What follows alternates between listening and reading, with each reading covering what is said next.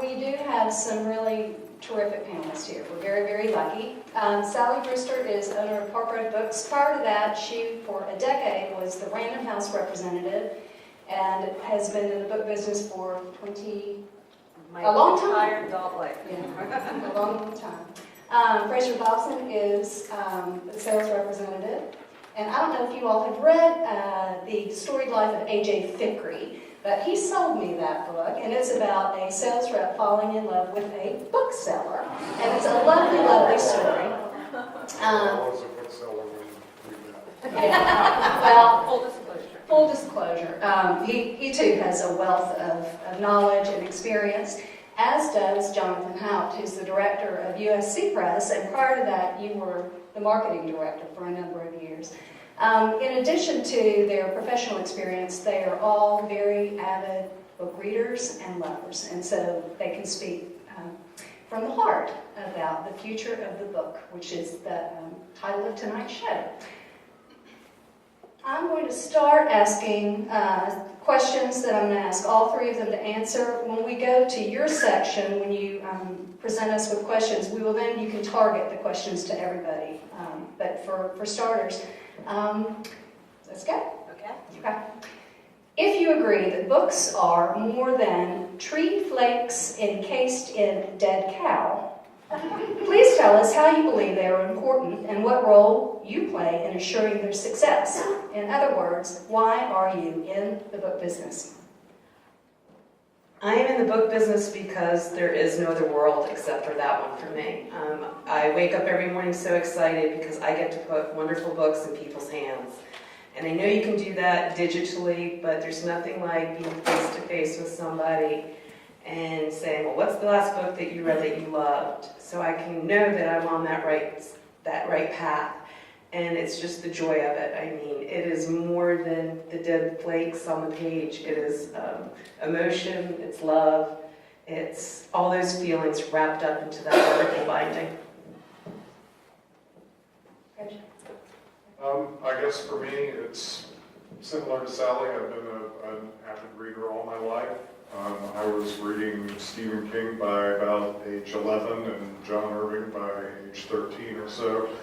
And my mother worked in an independent bookstore in my hometown of Montgomery, Alabama when I was in high school, and I really, really wanted to get her job, but I didn't ever get it, but they did have me help them out on a couple of occasions. And so after I got out of graduate school, I had an MFA, wasn't sure where to go.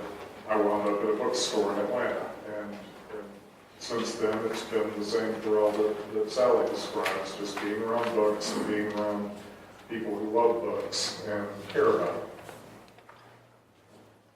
I'm in it exclusively for the dead cows. As our other panelists do, I have a great love of books and the idea that I get to be a matchmaker between writers and readers and trying to get them to the same spot so they can exchange ideas with one another through something as tangible and long-lasting as a book has always been really exciting for me.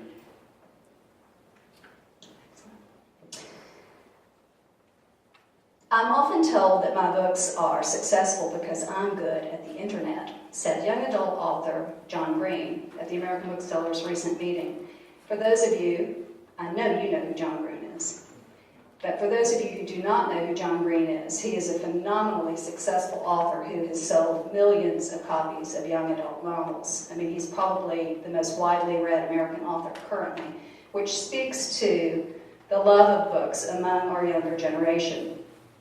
He goes on to credit booksellers he met early on in his career for inspiring him to connect with his emerging fan base because there is a great power in having sustained and authentic and a long-term relationship with readers and customers. Please speak to the idea of community with regard to the future of the book. I think that's what reading is about. It's about community. It's about finding new ideas. It's about finding old ideas that need to come back again. And I think with joy, all the authors that have come to our store, and I just, a lot of times I start crying because I'll see little kids that are so excited when we had, the Diary of the Wimpy Kid came for book 4, and there's, 200 little kids, and they're so excited, they're crying, and some of their parents weren't getting it. But they were so excited to be there with Jeff Kinney and these other, people that had read the same book that they did. And it wasn't just kids, it was adults too that got very excited. And it's that emotion, it's that palpable tension going through the room.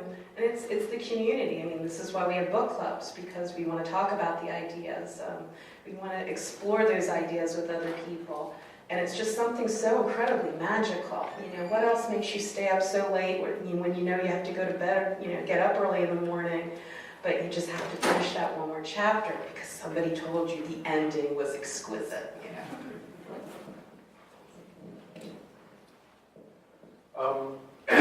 Excuse me. I guess I come at this question from a little broader point, because to me the community, obviously our store is I think important to our community, but my job is that I go to bookstores all over the Southeast. I go to Tennessee, I go to North and South Carolina, I go to Virginia, and then I'm starting to go up to the East Coast too. But so I'm seeing the larger community that books bring together among stores, among readers, among authors, among publisher reps.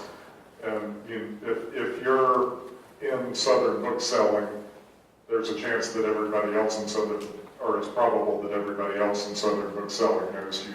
And a lot of people nationwide in bookselling will know you as well. So we're a very engaged community, creating things for the smaller communities.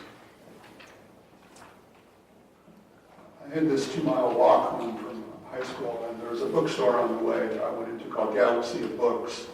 And they sold comic books and used books, and this is sort of my gateway drug. I started out with comic books and worked my way up to Choose Your Own Adventure and to Hardy Boys, and then to classics from there. I remembered that bookseller. I would talk about her as I got into publishing, and I saw her at a trade show many years later, and I tried to explain to her how important she had been to my life in the store. And she said, "Were you one of the comic book kids?" I didn't know I was one of the comic book kids. I didn't know we had a name. I was part of that community without realizing it. And that's kind of what bookstores do. They bring people with like-minded sensibilities and interests together without always realizing that they're gathering together. And the industry as a whole sort of grows beyond that. And that's very true in the South. I think that's an exceptionally good model of that. You see that not only with booksellers, but with authors as well. Folks like Ron Rash who really know their community of readers. I've seen Ron do a signing with 12 people, and I've seen him do a signing with 200 people, and it's the same Ron Rash with both groups, because they appreciate what that community of readers is doing for them as writers, the engagement that they're getting with that. And to John Green's point, and the larger community that he's reaching because he's good at the internet, as he says, it's become such an interesting gathering place for people who are interested in the printed word, and it seems in some ways like it's the enemy of the book, but it's not in that broader sense of how people come together.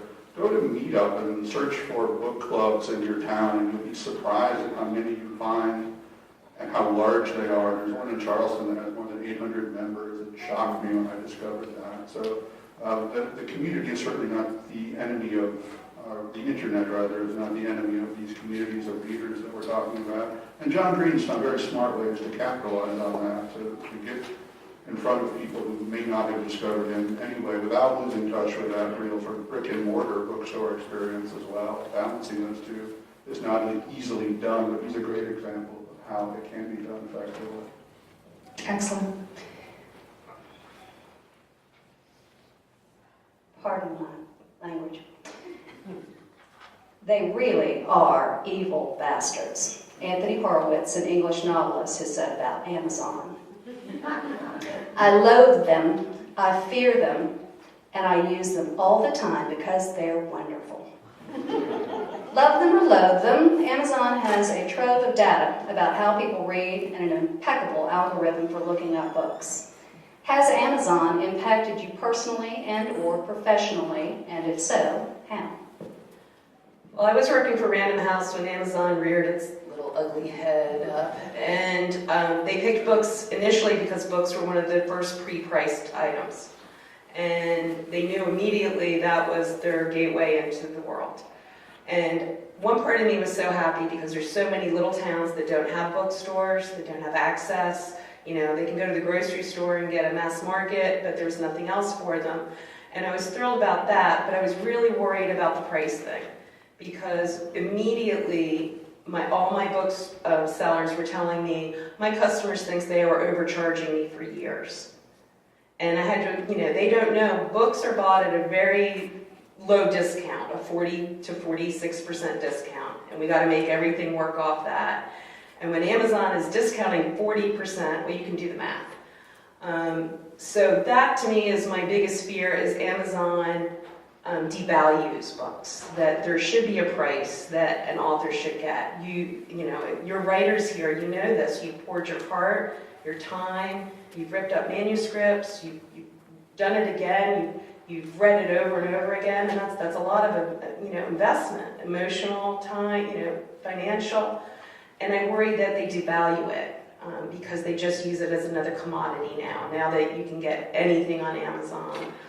But I fear that they're reaching the tipping point, that they have so much stuff that when you type in Anna Karenina that, you're getting a soap doll now instead of a book. So it's the 9,000-pound beast that lurks in the closet. I don't like them, and I remind my clerks all the time, we are here to be contact. We're here to be a human being. We're here to laugh with people.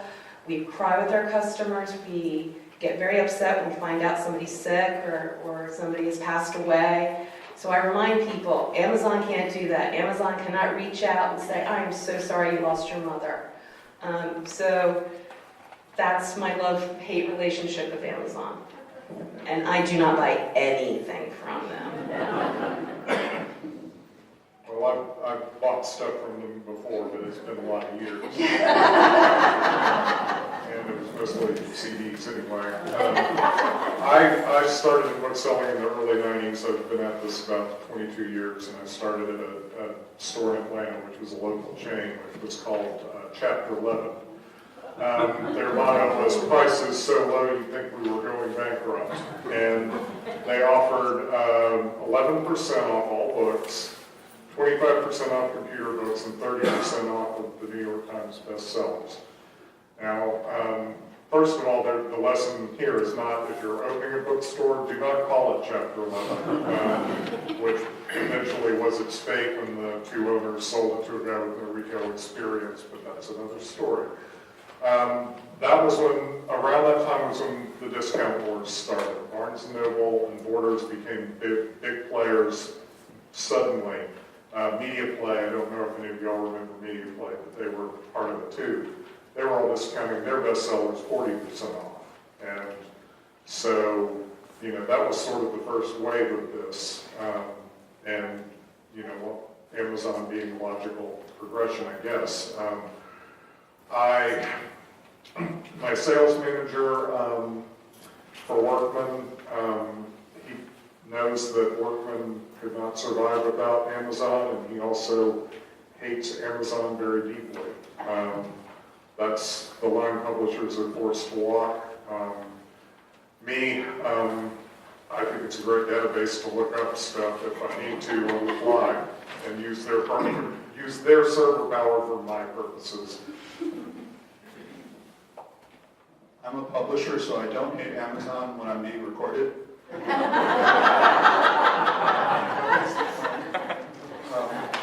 Amazon controls about half of the print book business in the United States and 2/3 of the ebook business, so it's probably not going to surprise you if I say they're one of our largest customers, and occasionally on a month-by-month basis, our absolutely largest customer.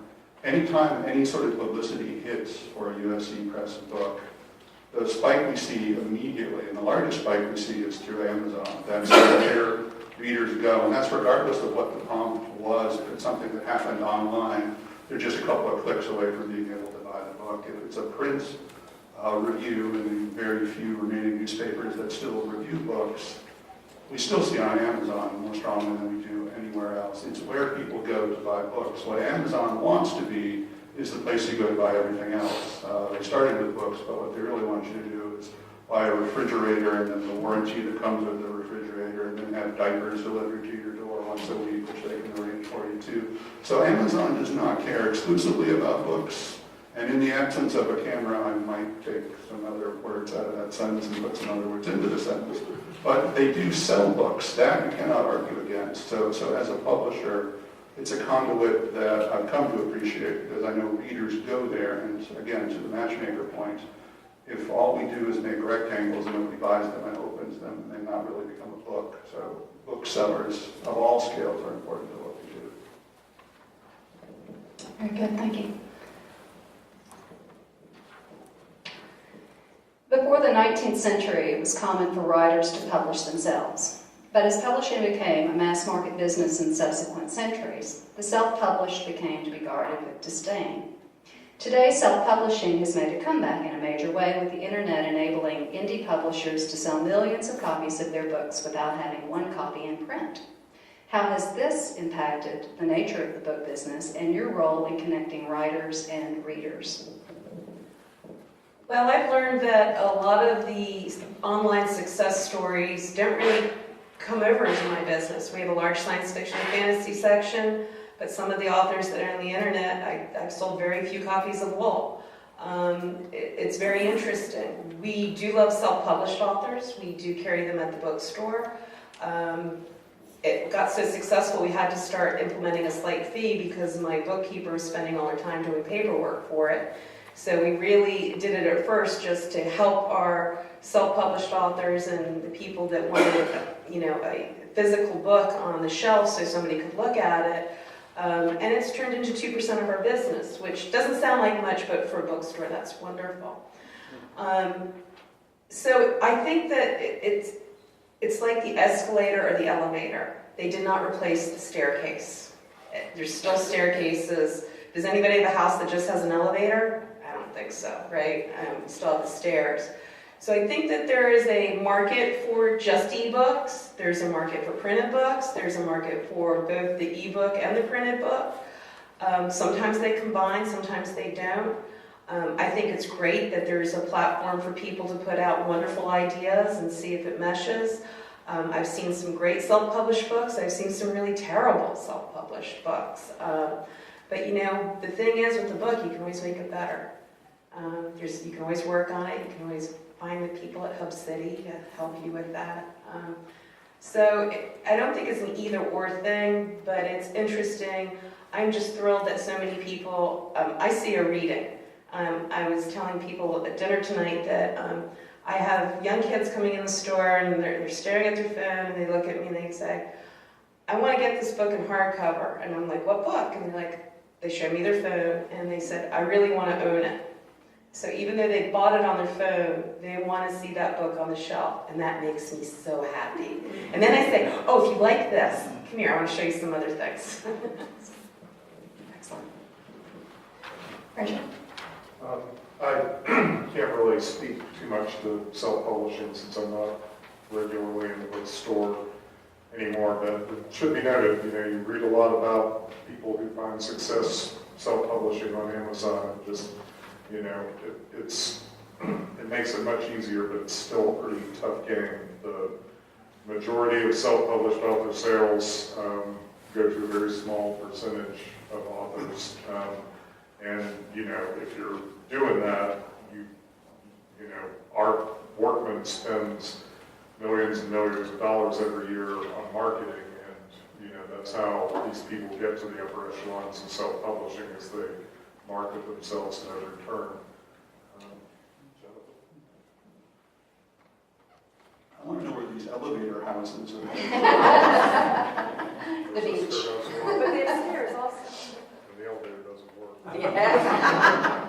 Like the Kindle, you drop it, oh well.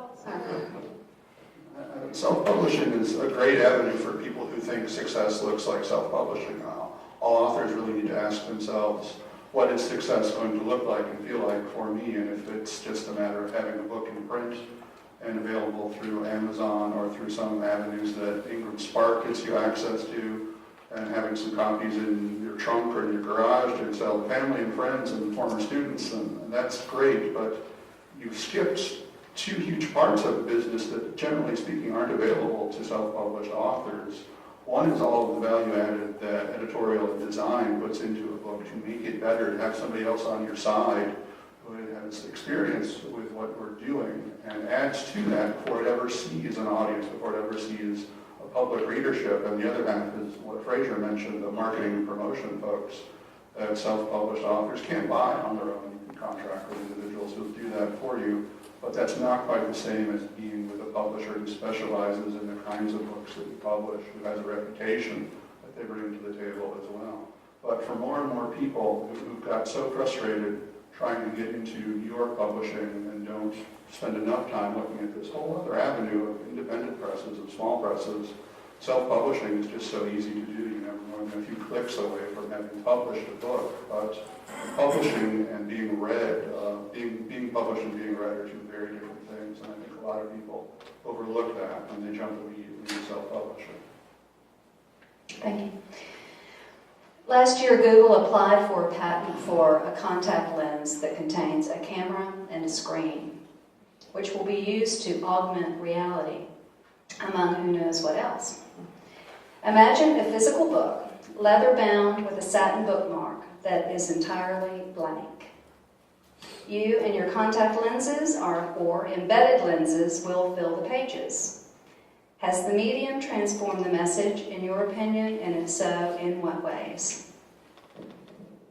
That just sounds like a nightmare to me. I mean, frankly, that just, I mean, first of all, I can barely work the regular contacts, you know, you see me poking them up. It just seems to me like it's another, spitball on the wall, let's see what's going to stick. That just, I can't even go past the horror of it. Thank you. I can try. That doesn't sound good to me, but then Google Glass didn't sound good to me. Apparently they struck that, or so I've heard.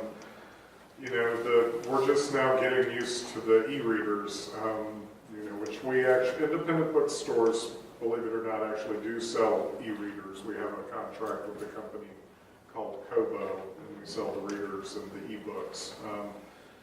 I want to have the books still, I have to read a lot of novels from Algonquin before I go out and sell them, and some of the times I don't have the advanced copy book to actually read, and I'm forced to read it on my iPad, which is doable, but I find it kind of a pain in the butt. I would rather have the book, and I'm not ever putting any contact lens like that in my eye. How many of you read ebooks? By show of hands. And how many of you are reading them on an e-reader, by which I mean a device that is only used for ebooks and has no other function? That's actually a surprising amount. Did it cut off? Yeah. Here we go. Better? Yep. Oh, wow. Much better. Okay.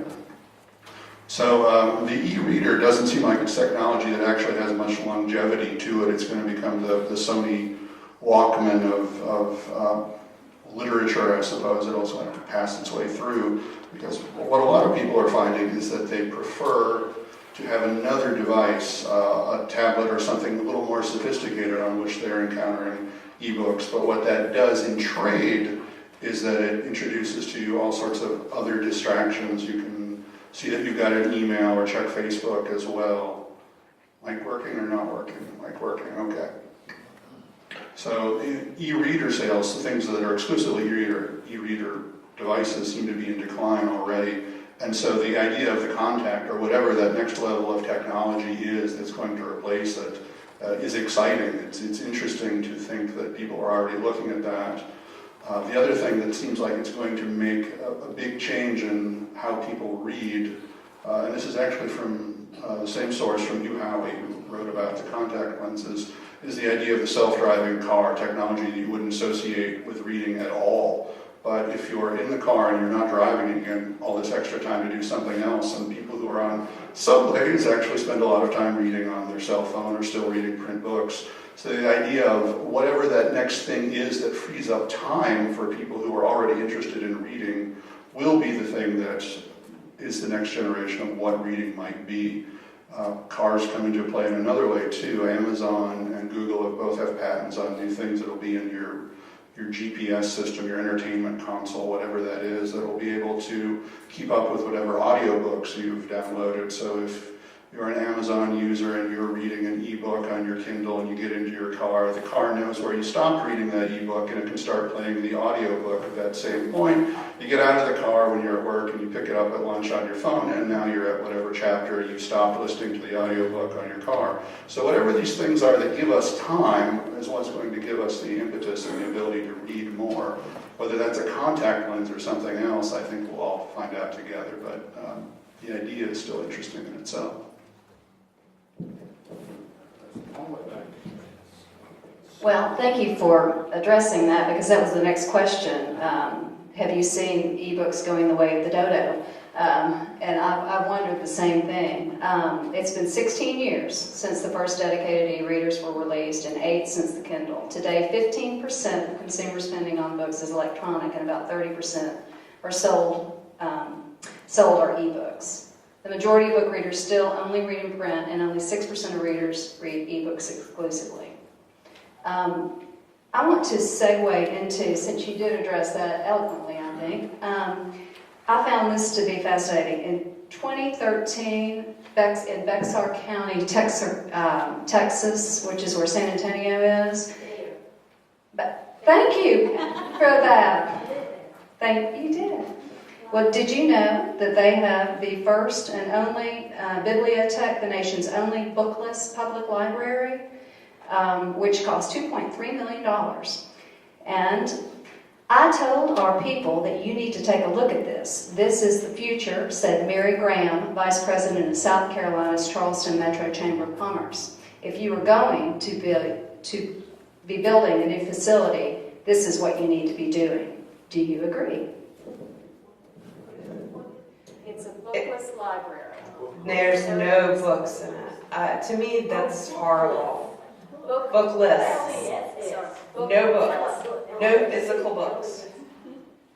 And I'm thinking, oh my gosh, I still go to the library. I love the library. I mean, I like to see books. You know, I like the dust jacket that has the plastic on it, because it sort of makes books sort of more equal. And then I like to see which ones are sort of dirtier than the others. That means more people have been reading them. And why do all those people want to read that? To me, it's just terrific, because we work on so many levels. Sometimes I pick up a book and I don't like the paper, which is fine, because there's lots of other books. And sometimes I'll pick up a book because it has this beautiful, beautiful dust jacket, and I just swoon over it. And there'd be gilded edges, and there's something that says, I'm special, pick me up, you know. And just to think that everything would be digital just sort of horrifies me. It seems like it's so antiseptic in a way. You know, and there's the joy of, here, Mom, I've read this book. Please read it now so we can, you know, and digitally, yes, you can do that at the library, but I'm sure there's little, you know, jumps and rules and things you have to go through. But when you have a physical book, 100 people can read it. You know, it's just, there's something so wonderful about that. I bet you in 10 years there'll be books back in that library. The programming led me to believe that they were having to draw people in, that they lacked a focal point to bring people together, which was sort of fascinating.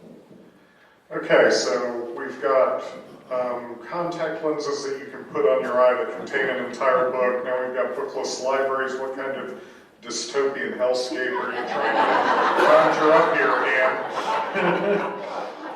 Did my research I don't think I can say any more about bookless library that Sally didn't say, but it just, you know, I grew up going to the library pretty much every day, and you know, I can't even comprehend it. I guess there's really 2 points inherent in that question. One is, what's the future of libraries, which may be another panel entirely. If it's something other than being, as some people say dismissively, warehouses of free books, then what is the other role of the library? It's a gathering space. It's that community aspect that we talked about with bookstores. But the idea of physical books being absent from the library experience seems as frightening as the idea of them being absent from the bookstore experience too.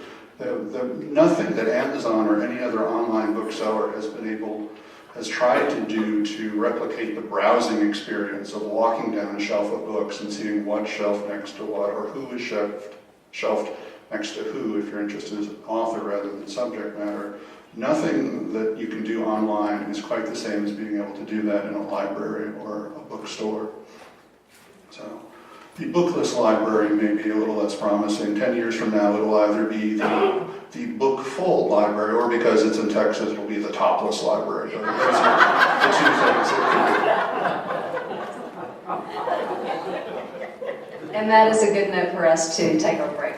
So, please help yourself to some coffee.